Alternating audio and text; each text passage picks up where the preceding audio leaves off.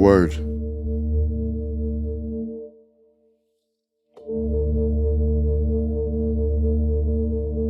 John 1:1-4. In the beginning was the Word, and the Word was with God, and the Word was God.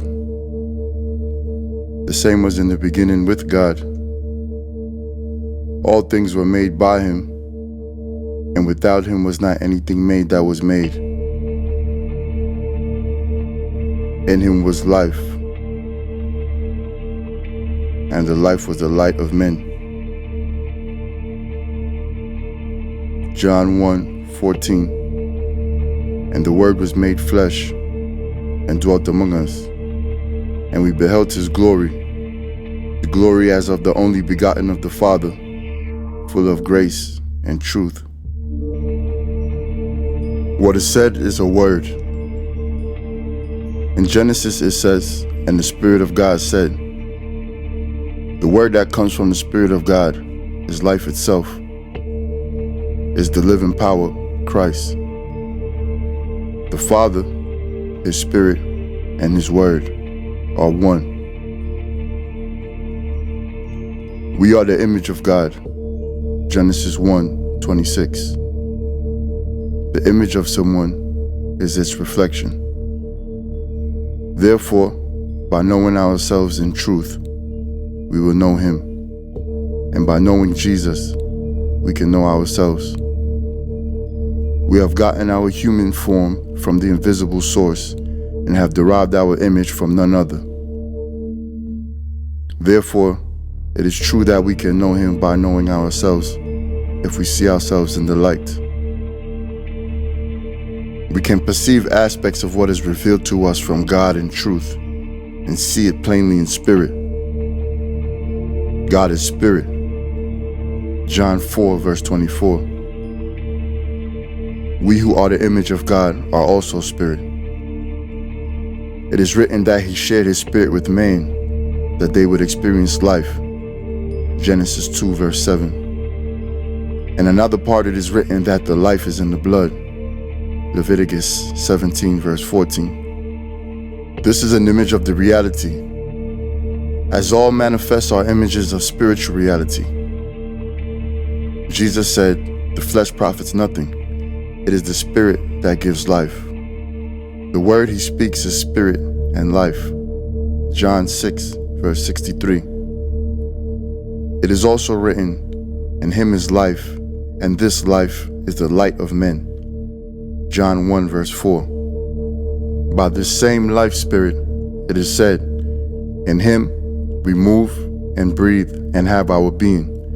Acts 17:28.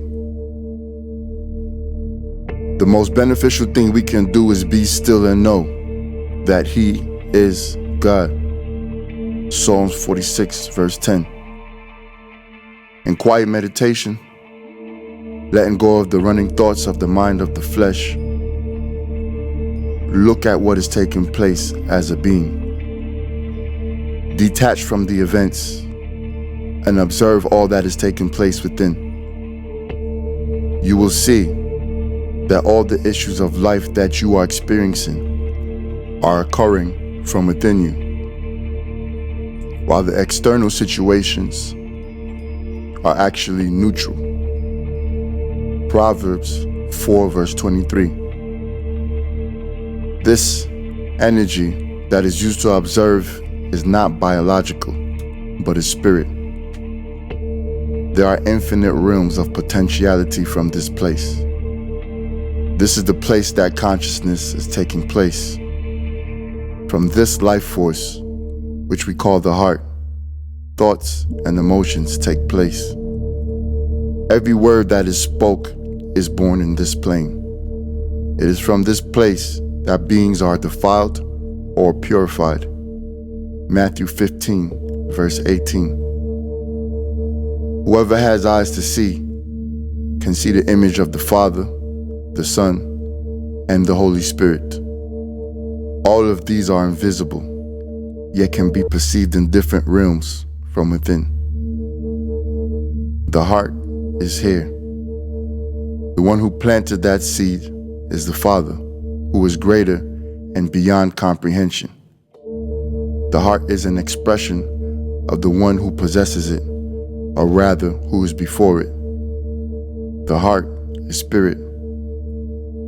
The spirit is felt energetically. It is in the form of emotion.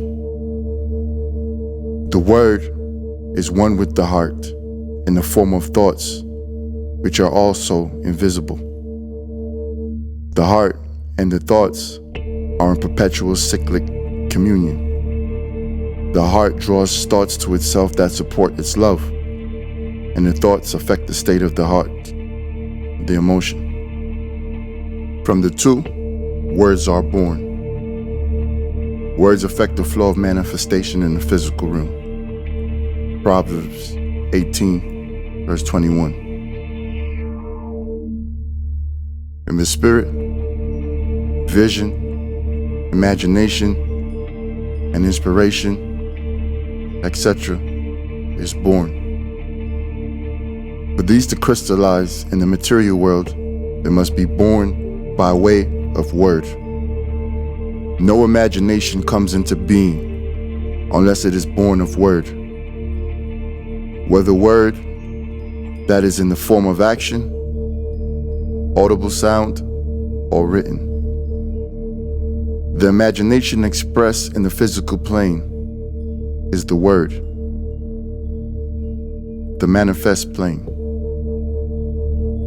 The expression of the love and wisdom of Father is His word. His word is holy and power. This word is grace, and this word is truth. These spirits are born in His word. His word is giving in nature. He gives of Himself that life can be experienced in infinite variety of forms and dimensions. This word creates what is true. What He speaks into existence becomes what is true. There is nothing that is true until it is given its qualities by the word of life. This word is not human word of audible or written quality, nor the actions of flesh and blood, but the life power of the Father, the infinite source. This word itself is life and is living. It proceeds from the bosom, the heart, the spirit of the Father, the only begotten, whom we call Jesus. John 1, verses 18. The Father, who bore the seed from His heart, begotten the living Word through His love and wisdom. This is why it is said, the begotten of the Father. These words are spirit, and as it is written, no man knows the thought of a man except that man, except he shares his mind. And since no man can see the Father, it is His Son, His Word, that reveals His heart to us. John 6, verse 46. This word is life, and by this word, everything was made. This is the actions of the life-giving Spirit. His word is expressed in everything. Therefore, His word is in everything to perceive and know His Spirit. By this word, Jesus, all things are made.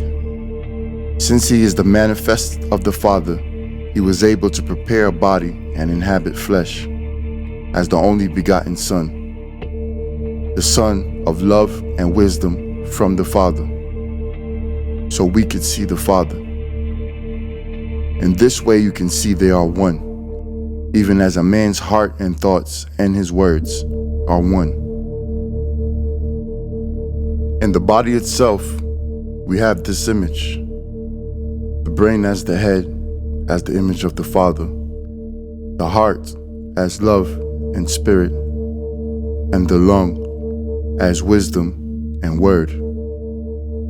The word comes forth from the union of heart and the lung, of thought and emotion, love and wisdom.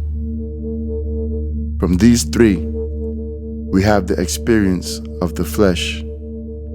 They are central in relation to the other members. During the baptism of Jesus, you had the testimony of the invisible Father's voice, the Holy Spirit in the image of a dove, and a testimony from the Father that this was his Son in whom he is pleased, the Word that he gave birth to. Matthew 3, verse 16 to 17.